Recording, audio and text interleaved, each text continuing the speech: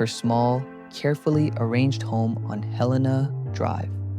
Marilyn Monroe moved from room to room in a pale robe, bare feet touching the cool floor, humming a tune she could not quite remember the words to. The house did not look like the home of the most famous blonde in the world. There were no crowds, no studio lights, no entourage lining the hallway. There were books stacked near the bed, therapy notes on the table, a half-finished glass of champagne catching the last of the light from the window. On the coffee table, a few dog-eared scripts lay open, pages folded at scenes she wanted to work on again. The smell of sleeping tablets and cosmetics floated lightly above everything else. People who saw her that week would later say she seemed tired, but not broken. She told friends she was ready for a new start, that the worst was finally behind her. She spoke about new film deals, about proving to the studios that she was more than a fragile image in soft focus. In public, she was still Marilyn, the icon. In private, she was Norma Jean trying to assemble the pieces of a life that had never really belonged to her. Just after sunset, she stood near the open window in the living room and watched the sky fade from orange to deep blue. Cars passed on the street outside, occasionally slowing down as drivers realized whose house they were passing. She lifted a small notepad from the table and turned through the pages, reading old thoughts she had written down in careful handwriting. Fragments of dialogue, lines from poems, questions she had wanted to ask her analyst but never found the courage to voice aloud. Her fingers lingered on a line she had underlined twice. What if the quiet never comes?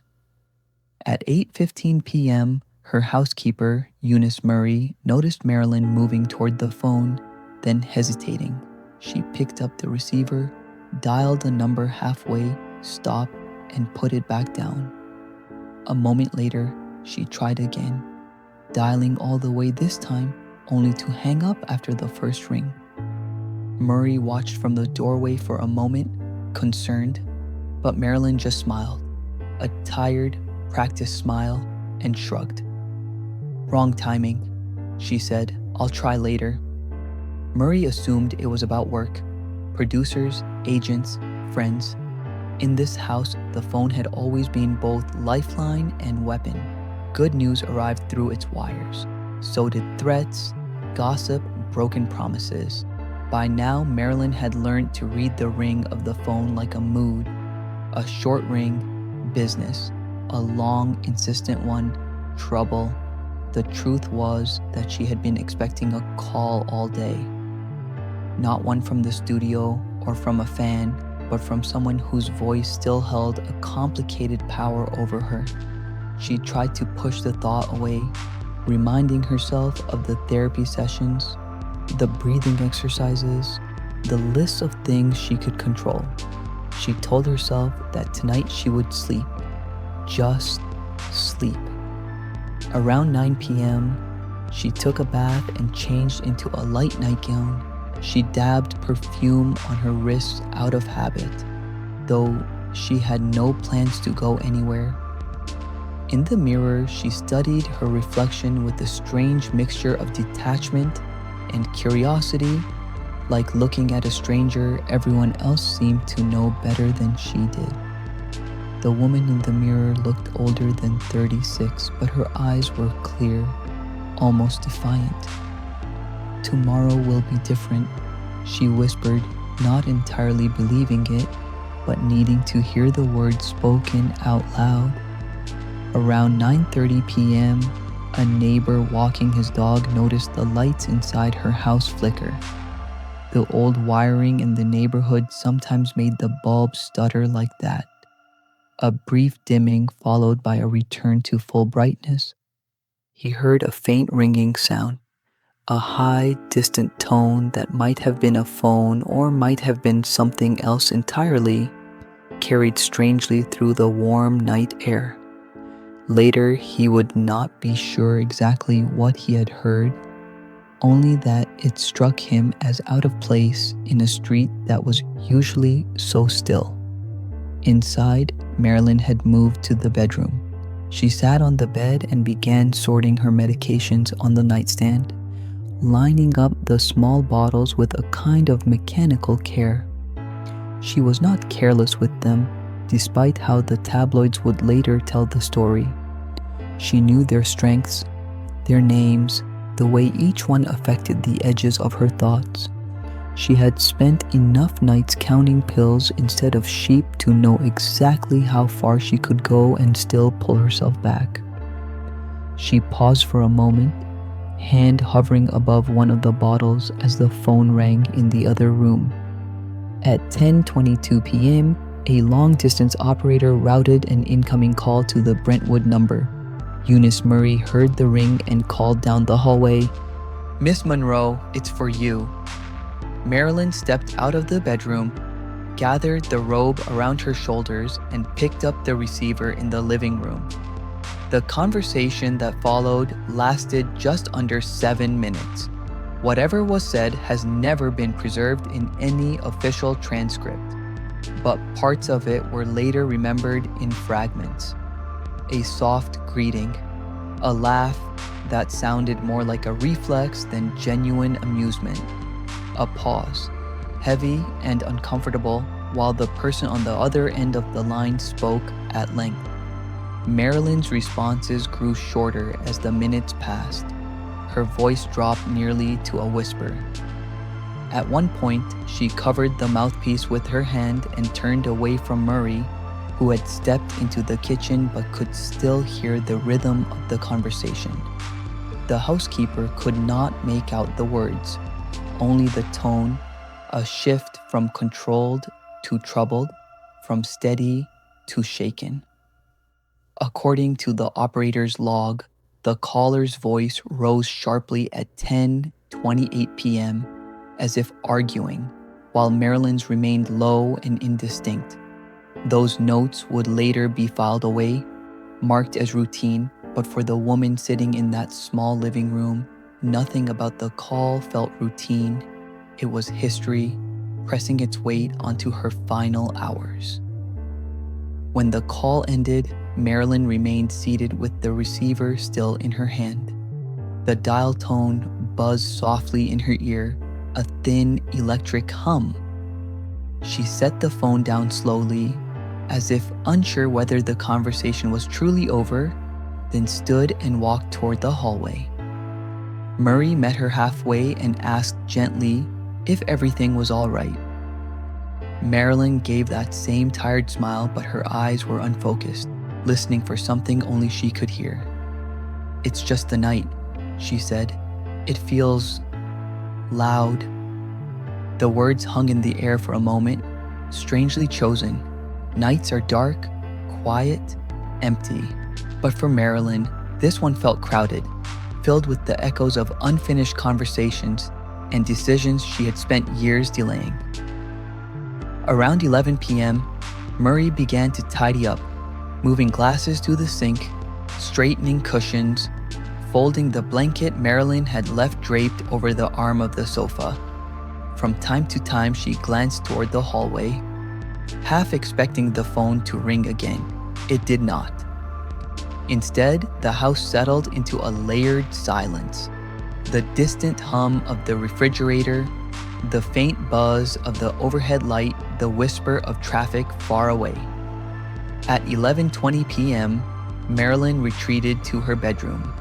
She picked up the extension phone beside her bed, listened for a moment as if checking that the line was still alive, then carefully placed it back on the cradle. She closed the door behind her, not quite all the way, leaving a narrow strip of light spilling into the hallway. For a few minutes, she moved around the room, preparing for the night as she had on so many nights before. She placed the notepad on the bedside table, arranged the pillows, and sat with her back against the headboard. Her mind wandered back over the rise and fall of the day, the meetings, the hopeful promises, the way the last phone call had reopened doors in her memory she had tried to close. Outside, the streetlights hummed. Somewhere in the neighborhood, a dog barked once, then stopped. The world felt almost suspended. Then, at 11:32 p.m., something happened that would later puzzle investigators. A call was placed from Marilyn Monroe's home number. It was a short call lasting less than a minute.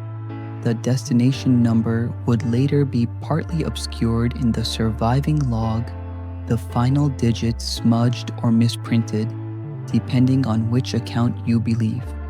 No one ever publicly admitted to being on the other end of that line. The major studios denied receiving any call at that time. Friends and associates insisted their phones had remained silent. Yet, in the phone company's internal record, the entry is clear. A single outgoing call from the Brentwood residence at 11:32 p.m., followed by a brief note written in small, precise handwriting. Faint static present during origin of call, source unknown. That static was not the usual hiss of a long-distance line. It had a pulsing, irregular rhythm, like the sound of a radio trying to tune into a station that did not quite exist. The operator who briefly monitored the call remembered hearing a soft intake of breath on one side of the line. Then, nothing more. No greeting, no words exchanged, just the low, shimmering noise in the background until the connection clicked dead. After that, the house fell into an eerie stillness. Around midnight, Murray walked down the hallway to check on her employer. She saw the thin line of light under the bedroom door, still steady, and heard what she later described as muffled talking from inside the room. It sounded like one person speaking in a low voice, though every so often she thought she heard a second rhythm, another pattern of sound layered just beneath it. She dismissed the thought, assuming Marilyn was on the phone again, perhaps trying to work things out with whichever friend or associate had upset her earlier that evening. Murray considered knocking, then decided against it. Privacy, she knew, was a rare luxury in Marilyn's world. She returned to her own room and lay awake, listening to the distant rise and fall of the muffled voice through the wall. At 12:41 a.m., the second unexplained call was logged. According to the internal notes, the line opened for several seconds without any number being dialed, as if someone had lifted the receiver and simply listened to the empty air. Then a request was made for an operator-assisted call. The operator, who took the request later, said she heard Marilyn Monroe speaking in a soft, trembling voice as though she were trying not to disturb someone nearby. The operator could not clearly distinguish the words, so she wrote them phonetically, attempting to capture the sound rather than the meaning. What she wrote down resembled, "Don't let it in." When questioned years later, she could not say for certain whether those were the exact words or simply what her mind had made of the strained whisper she heard in her ear. What unsettled her more was the second sound on the line. While Marilyn spoke, the operator heard a faint exhale, perfectly timed between the actress's breaths. It did not sound like static or interference. It sounded like another person standing close to the phone, breathing in the pauses, present but silent.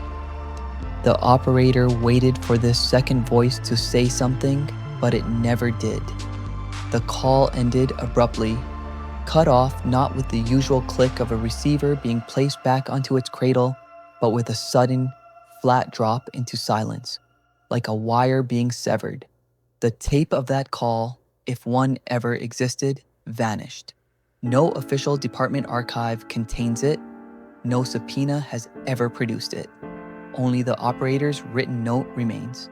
buried in old paperwork and half-forgotten testimony. Female voice, quiet, distressed. Possible second presence online, cannot confirm.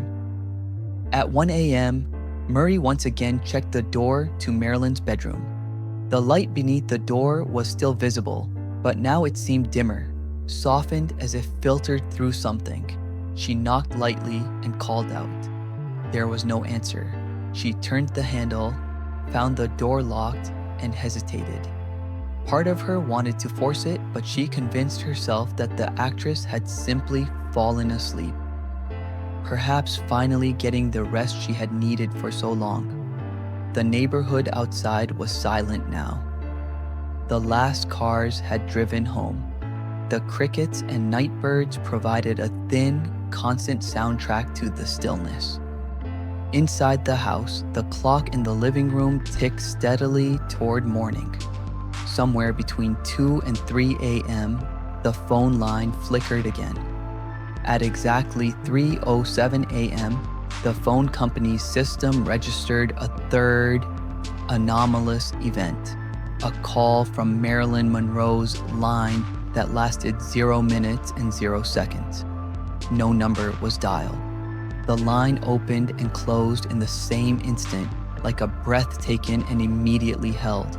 The event was recorded automatically as a null call, the kind usually produced when a receiver is lifted for a fraction of a second and then replaced. The company listed it as 0307, null call detected, silence on both ends. To the technicians, it was a tiny glitch in a long night of routine data. To the investigators who would later try to piece together the final hours of one of the world's biggest stars, it was a small, stubborn anomaly. To those who obsess over the case today, it is something else entirely. The last mechanical sign of life from a house that was about to fall completely, irrevocably silent. Hours later, when the sun rose over Brentwood and the world learned that Marilyn Monroe was gone, that tiny entry in the phone log would wait quietly in the background, an unanswered question printed in fading ink. It would outlive witness statements, press conferences, and carefully worded official reports. It would become the first crack in the story everyone thought they already knew. And it would be the one detail no investigator could fully explain. The morning of August 5th, 1962 began under a hazy Brentwood sky. The sun rose slow and unfocused, casting long streaks of pale gold across the quiet neighborhood. Inside Marilyn Monroe's home, the bedroom door was still locked, the phone line quiet, and the thin sliver of light that had glowed under the door for hours had finally disappeared. At around 3:30 a.m., Eunice Murray later claimed she awoke with a strange sense of unease. Though she could not explain what had disturbed her, something about the silence of the house felt wrong, too complete, too deliberate. She stepped into the hallway, wrapped in a robe, and knocked softly on Marilyn's door. There was no answer. She pressed her ear to the wood and heard nothing. No breathing, no movement, not even the faint electrical hum she sometimes heard from Marilyn's bedside lamp. Still, she hesitated to force the door. Marilyn valued her privacy, and Murray had learned over the years not to intrude unless specifically asked to. That hesitation would become a point of great controversy. At approximately 4 a.m., Murray went outside to look through Marilyn's bedroom window. This part of the story has always changed slightly depending on who is telling it. In one version, she noticed the curtains parted just enough to see a faint, unmoving shape on the bed. In another, she saw nothing clearly but sensed that something was wrong. By 4:30 a.m., she had called Dr. Ralph Greenson, Marilyn's longtime psychiatrist. Greenson arrived quickly, He entered the house through the back door and walked straight to the locked bedroom. After several attempts to call Marilyn's name, he broke the window and climbed inside. It was around this moment that the first official timeline of the case began to take shape. Greenson found Marilyn lying face down on the bed, the phone resting by her hand, the sheets gathered around her as if she had turned in her sleep. Several pill bottles were scattered on the nightstand, their caps removed. A glass of water stood beside them, half full. The room was still. Greenson checked for signs of life and found none. At 4:45 a.m., he pronounced her dead. The police were not called until later, another decision that would complicate the narrative for decades. The delay between discovery and official contact created a fog around the timeline that investigators would struggle to correct. Witness accounts overlapped, contradicted each other, or shifted subtly depending on who was asking the questions. When officers from the Los Angeles Police Department finally arrived, the scene appeared almost too orderly. The bed was neatly made except for the impression where Marilyn lay. There were no signs of forced entry, no overturned furniture, no evidence of a struggle. The phone sat quietly in its cradle, its cord draped across the blanket. One officer noted that the line still carried a faint electrical buzz, though the handset was properly placed. Another officer, reviewing the pill bottles, remarked privately to a colleague that the room looked staged, as though someone had arranged the items with unusual care. But such comments never made it into the official report. The early public story formed quickly. Marilyn Monroe had died from an overdose of barbiturates, likely self-administered. The case was tragic but simple, clean enough for the newspapers, direct enough to be believed. But as the officers moved through the house, small inconsistencies began to emerge. The first problem appeared in the phone logs provided by the company later that morning. The police expected to see a quiet night, no calls placed or received after Marilyn retired to her room. Instead, they found 3 entries: the 11:32 p.m. outgoing call, the 12:41 a.m. operator-assisted call, and the strange 3:07 a.m. null call. When the lead investigator was shown the sheet, he frowned and asked Murray whether she had heard the phone ring during the night. Murray hesitated, then said no, but her earlier statements about hearing Marilyn talking in her room did not match that answer. She seemed rattled, unable to commit to a single version of events. Still, the officers did not challenge her directly. Marilyn Monroe was already a myth larger than life. Any irregularity in the story risked turning the case into a media circus.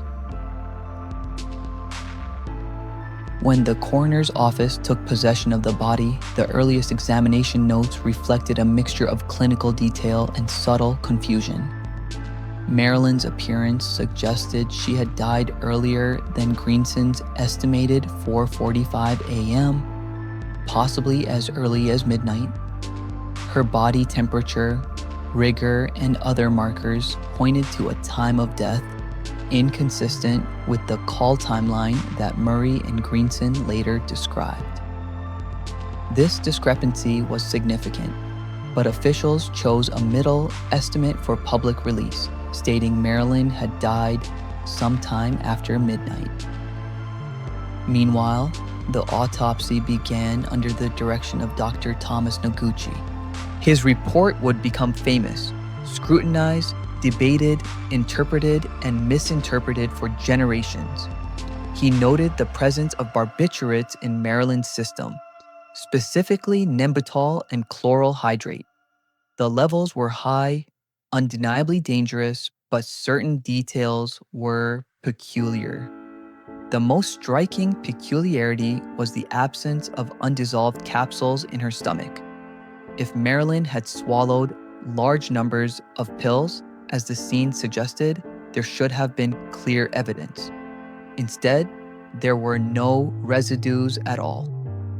This led Noguchi to consider alternative possibilities: rapid absorption, ingestion over time, or administration through another method. His early comments hinted at uncertainty, though later official statements attempted to iron out the ambiguity. In the hours following the autopsy, the press machine began to spin. Reporters camped outside the Brentwood home, cameras flashing. Headlines declared the tragedy a suicide, framing Marilyn as a lonely, overwhelmed starlet consumed by personal demons. The tone was mournful but definitive, as though the story were already complete. Inside the police station, however, the investigators reviewing the call logs felt anything but certainty. They noticed the time of the operator-assisted call, 12:41 a.m., and the note describing Marilyn's trembling voice. They compared it with Murray's claim that Marilyn had gone quiet by 10:30 p.m.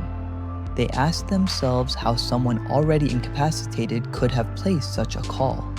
The third entry, the 3:07 a.m. null call, made even less sense.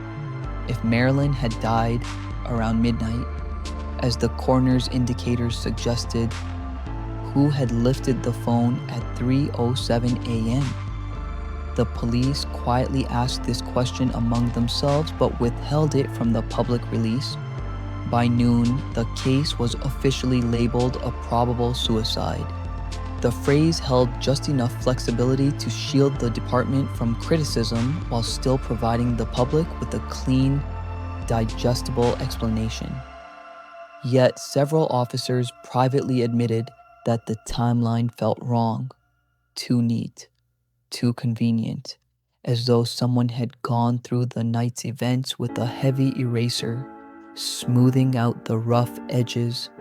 When they re-examined the call logs later in the afternoon, a technician pointed out something the detectives had missed. The 11:32 p.m. outgoing call showed faint static at initiation, static inconsistent with typical line noise. It was irregular, pulsing, almost patterned, not the sound of someone dialing, but the sound of interference entering the line before the connection was made.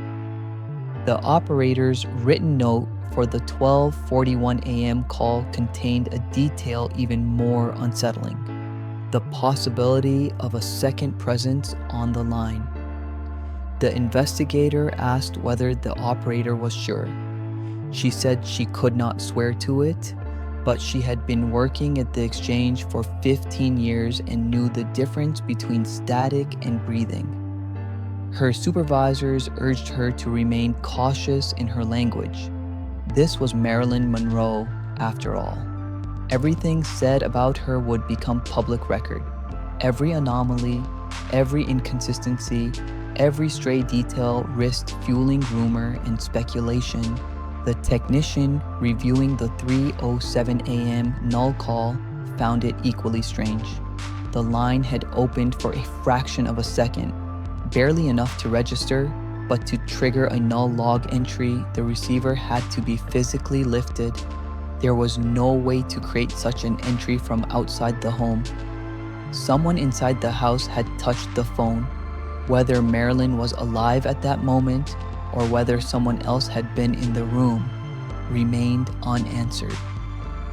When the final official summary was written, entire sections of the night's timeline were condensed into a few tidy sentences. The 3 calls were mentioned briefly but described as having no bearing on the circumstances of death. Murray's contradictory statements were simplified. Greenson's entry into the room was narrated as a smooth response to concern, not a chaotic and delayed reaction to hours of confusion. The coroner's uncertainties were softened into confident declarations. The scene, which officers had privately described as oddly arranged, was portrayed as consistent with overdose-related death. The goal was not deception. Some investigators insisted later. It was clarity, clean lines, a story the public could live with. But beneath those clean lines, the irregularities persisted. The unexplained calls, the shifting witness accounts, the inconsistencies in the time of death, the absence of pill residues, the strange static, the second presence on the line, the null call logged hours after Marilyn was likely gone. These details, small on their own, formed a shadow map beneath the official version of events. A deeper story that never reached the newspapers. A story that refused to be silenced even as the world mourned a legend. And yet, one audio record embedded in the operator's handwritten notes would not match the official timeline, no matter how investigators tried to frame it. A whisper, trembling and strained, "Don't let it in." That whisper would become the pivot of every conspiracy. Every documentary, every late-night speculation that followed, and it would be the single phrase that no report could explain.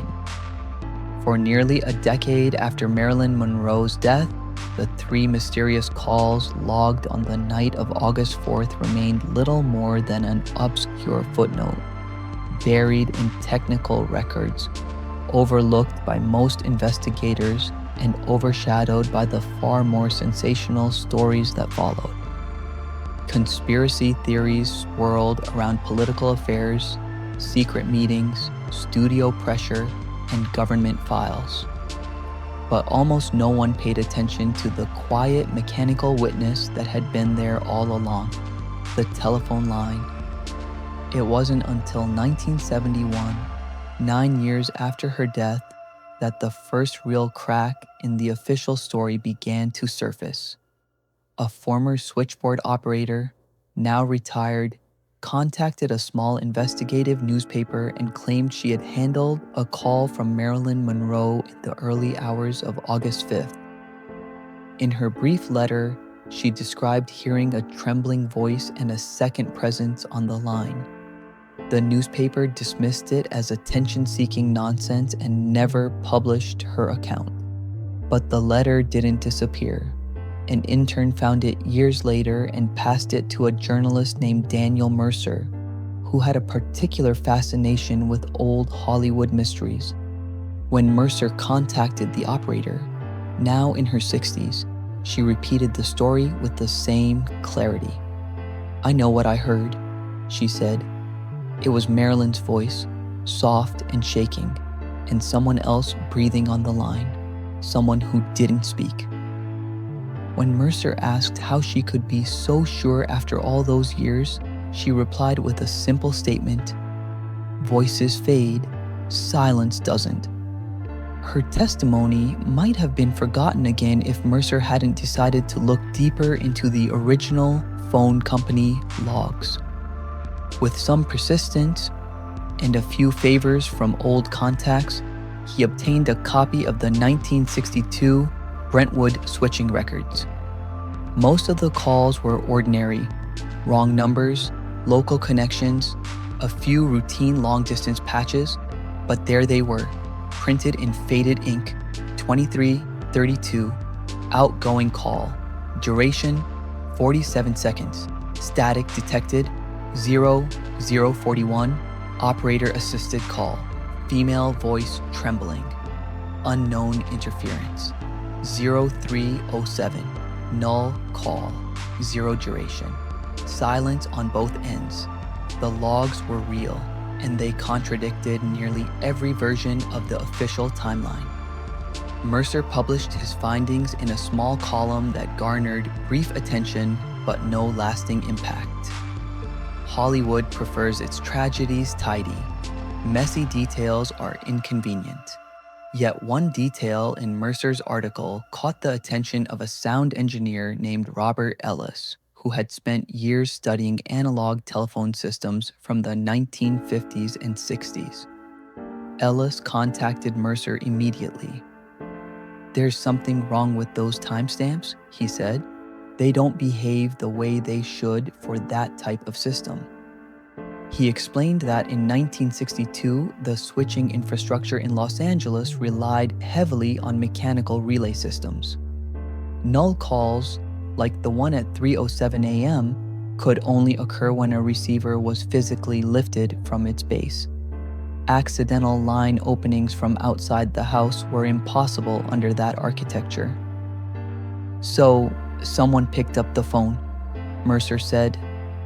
"Yes," Ellis replied, but according to the coroner's best estimate, Marilyn had been dead for hours. The implications were chilling. As Mercer and Ellis continued to examine the logs, Ellis noticed something else. The static described in the 11:32 p.m. call did not match any known pattern of line interference from that era.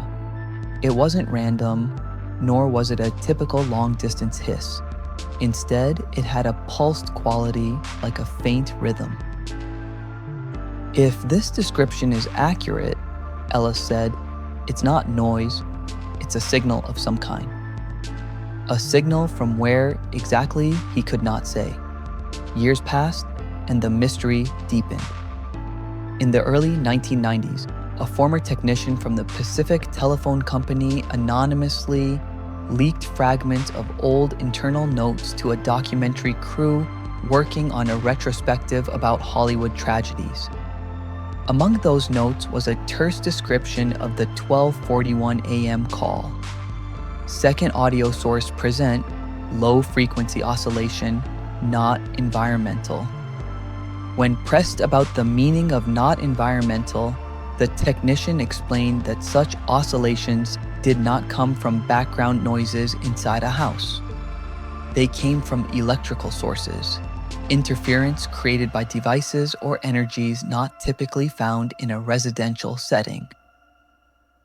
Could it have been another phone line? The documentarian asked. "No," the technician said. "This was something different, something I had never seen in that type of call." That comment, recorded on camera but never used in the documentary's final cut, would later circulate quietly among researchers who were already suspicious of the official narrative. Then came the discovery that electrified the entire theory.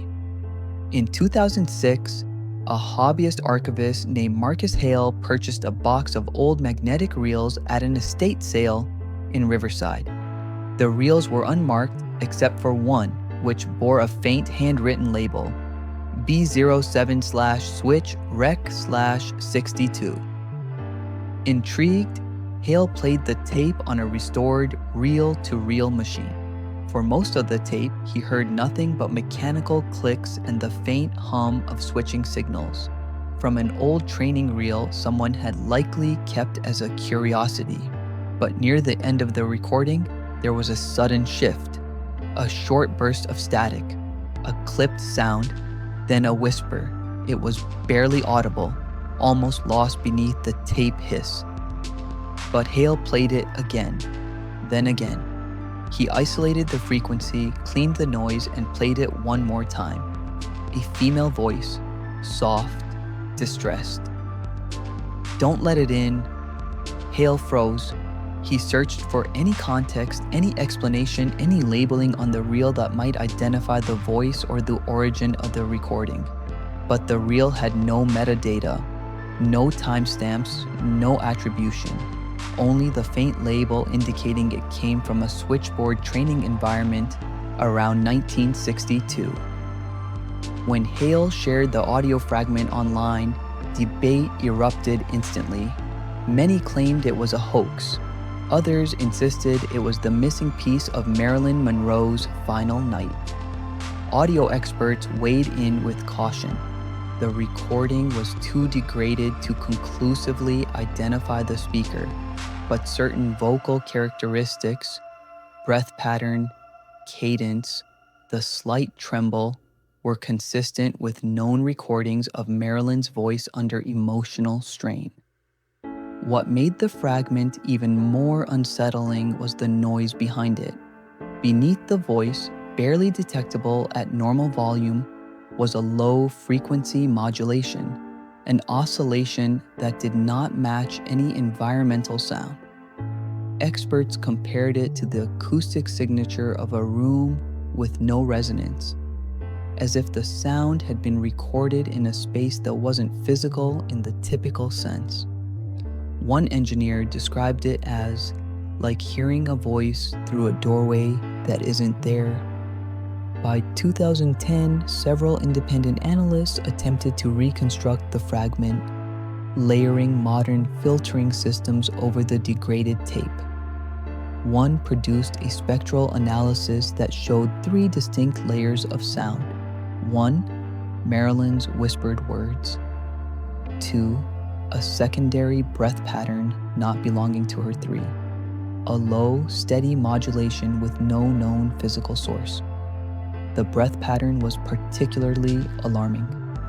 It was timed between Marilyn's inhales and exhales, perfectly synchronized, as though someone were standing close to the receiver, breathing with her but never speaking.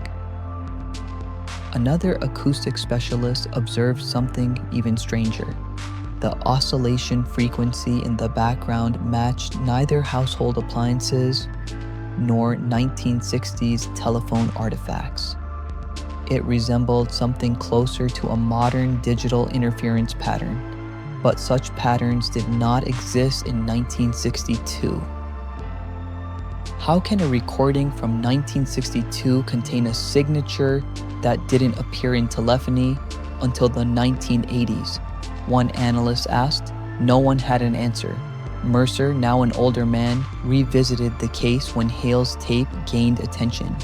He pointed out a chilling detail. The whisper on the reel matched the wording the operator had written down decades earlier. "Don't let it in."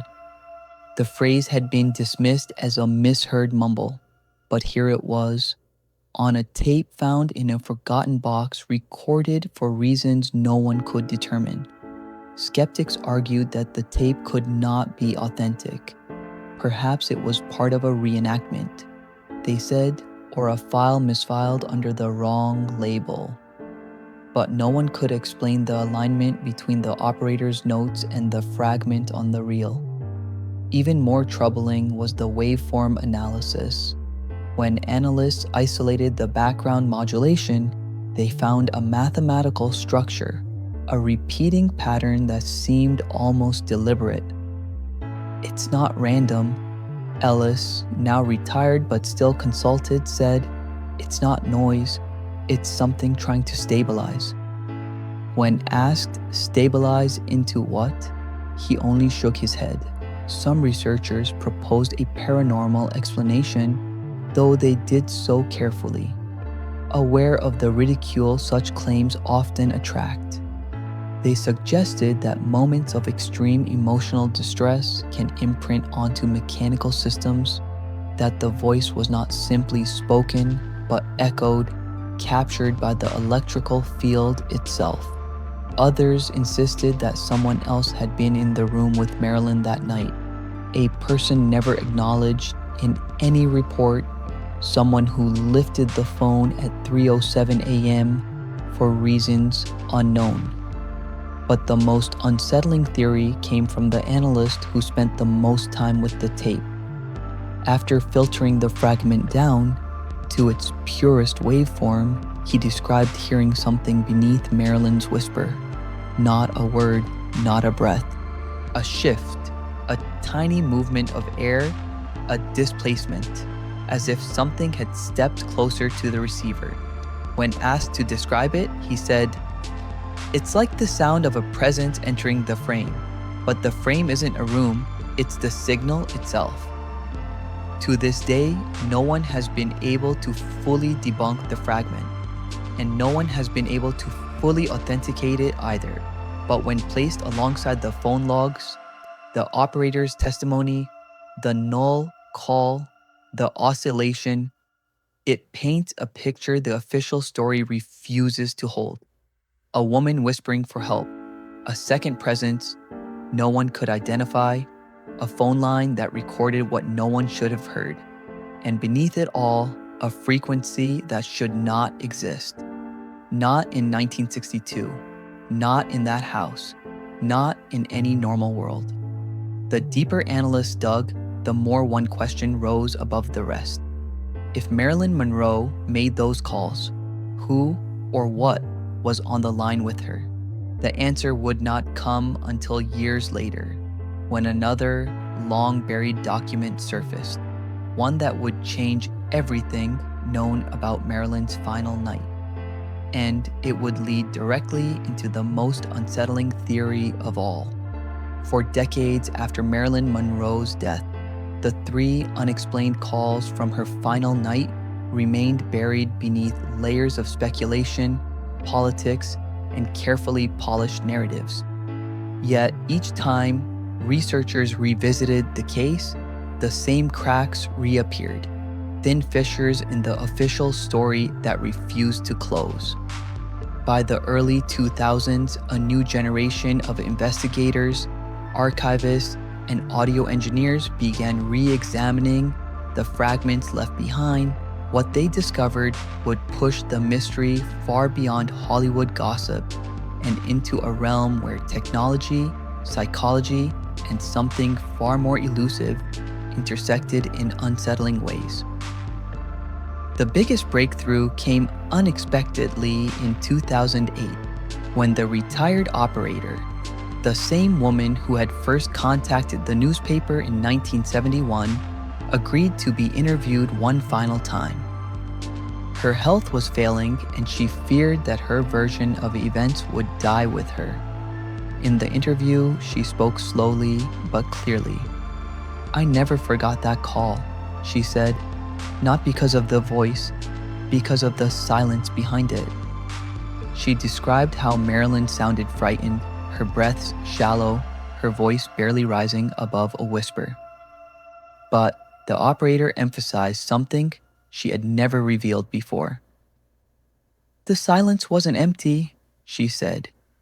"It felt occupied." When the interviewer asked her to explain, she stared down at her hands and said, "It was like someone else was there, not speaking, just listening." Her testimony reignited public interest in the phone logs. Soon after, a tech historian uncovered documents showing that in 1962, certain switchboards used a type of acoustic relay that could ghost the presence of secondary frequencies, meaning they could accidentally detect sound patterns not originating from either caller. But the secondary frequency in Marilyn's call did not match environmental noise, human speech, or mechanical interference. It had a mathematical regularity, almost like a pulse with no body. Throughout the 2000s, more researchers joined the effort to analyze the 2006 Riverside tape, the reel found in Marcus Hale's estate sale purchase. Some insisted that the whisper belonged to Marilyn. Others challenged the authenticity, but nearly all experts agreed on one thing: the background oscillation was anomalous. One physics professor offered an unusual perspective. "Sound," he said, "is an imprint, a disturbance. When disturbances repeat with precision, they indicate intention. Someone or something was interacting with that phone line." In response, skeptics argued that people were simply projecting meaning onto meaningless noise. They insisted the tape could be degraded training audio, misfiled, or mislabeled. But the skeptics had no explanation for the coincidence between the words heard on the tape, "Don't let it in," and the operator's handwritten notes from 1962, written decades before the tape surfaced. And so the mystery deepened. By 2017, advanced spectral imaging became available to audio archivists. A team in San Francisco applied these new tools to the fragments of the Riverside tape. What they found startled even seasoned engineers. The background oscillation wasn't random. It wasn't environmental. It wasn't mechanical. It was structured. Within the modulation pattern, experts detected repeating intervals, tiny rises and falls in amplitude that formed a rhythmic structure too deliberate to be accidental. One analyst described it as a voice without form, a signal trying to emerge but never fully crossing into audible sound. Another put it more bluntly. It's as if the call was shared by three entities: Marilyn, the operator, and something that wasn't supposed to be there. More chilling still was a discovery made by a linguistics researcher. She analyzed the micro pauses between Marilyn's words, the fractions of seconds where silence filled the space. In normal speech, pauses follow predictable patterns dictated by breathing and phrasing. But in the fragments available from the tape, Marilyn's pauses seemed reactive, as though she was hearing something the microphone could not capture, and responding not to the operator, but to the silent presence breathing with her. The researcher concluded she wasn't speaking into a phone, she was speaking to whatever was on the other side of the silence. Meanwhile, historical analysts revisited the event inside Marilyn's home. Several pointed out that the layout of the Brentwood house made it nearly impossible for someone to enter or exit unnoticed in the early hours of the morning. Yet the null call at 3:07 a.m. had to come from a physical lift of the receiver. If Marilyn was already dead, the implication was obvious. Someone else had been inside the room, but no fingerprints, footprints, or physical disturbances were recorded. Whoever lifted the phone left no trace, not even the usual smudging of oils on the handset. This led to one of the most bizarre findings of the entire investigation. In 2019, a forensics consultant re-examining old photographs of the bedroom noted that the phone cord on Marilyn's bedside table displayed an unnatural curvature, one that suggested the cord had been stretched or twisted shortly before the photo was taken. Yet no disturbance to the objects around it was visible, as if the phone had been moved without a hand. Taken individually, each anomaly could be dismissed. Static could be a glitch, a whisper could be misremembered, a null call could be an accident. But taken together, aligned chronologically, acoustically, and mechanically, they formed a tapestry of contradictions no official narrative could comfortably explain. And so, two dominant theories emerged. The first was the rational theory. It argued that Marilyn Monroe had been under immense psychological stress. Her speech during the calls might have been slurred, weak, or confused. The second presence on the line could have been crosstalk, a known issue in some analog systems. The null call might have been an accidental brush of the receiver during the chaotic response of the early morning. And the phrase, "don't let it in," could have been a misheard fragment of a longer, unrelated sentence. This theory, while tidy, required ignoring much of what experts had discovered, particularly the structured oscillation and the impossible timestamp alignment. The second theory was far darker. It suggested that Marilyn had not been alone in the room that night, not in the traditional sense. Advocates of this theory pointed to her increasing insomnia, vivid nightmares, and intense emotional vulnerability in the weeks before her death. They claimed the phone captured something more than a physical interaction, something that occupied the silence itself. According to this theory, the oscillation heard on the tape wasn't electrical interference. It was a presence, a presence that emerged only in spaces of stillness and emotional distress. A presence that had no voice of its own, but could breathe faintly between someone else's breaths. A presence that did not cross through doors or windows, but through moments of fear. The theory suggested that when Marilyn whispered, "Don't let it in," she wasn't referring to a person. She was referring to the thing that arrived in the silence. This interpretation gained further traction when analysts compared the oscillation in the Riverside fragment to similar anomalies detected in other historical recordings of intense emotional events. Wartime distress calls, late-night emergency lines, and even psychiatric patient tapes from the 1950s. In each case, the background modulation shared uncanny similarities. The signal, one researcher noted, appears when someone feels watched, not by a person, by the absence of one. Still, the paranormal theory remains heavily debated. Even those who believe in strange phenomena hesitate to assign such meaning to Marilyn's final night. They argue that whatever happened on that phone line, it must be rooted in explainable reality. But the line between scientific and unexplained narrows when evidence refuses to fit neatly into either side. Today, the location of the original 12:41 a.m. call recording is unknown. Some believe it was destroyed to prevent sensationalism. Others insist it is still sealed somewhere in the archives of the phone company, mislabeled and forgotten. A few claim that private collectors may possess it, hidden away due to the ethical and legal dangers of owning such sensitive material.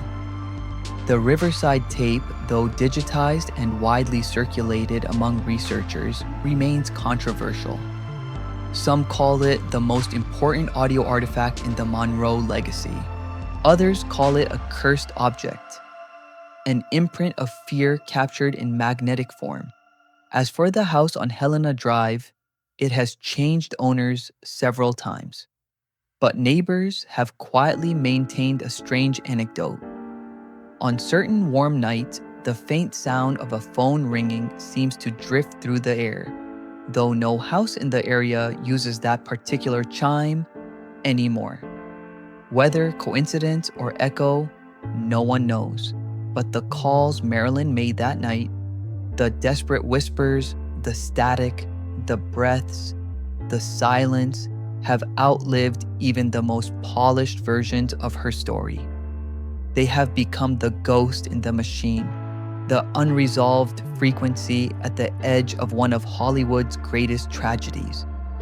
And when researchers play the Riverside fragment today, isolating Marilyn's trembling whisper, one question still lingers above every analysis, every spectral graph, every attempt to bring order to the chaos. If Marilyn Monroe truly died alone, then who or what was on the line with her in those final hours? Maybe it was just interference. Maybe it was stress, exhaustion, or a broken heart speaking into the void. Or maybe some silences don't stay empty. Maybe some nights keep their echoes. What do you believe?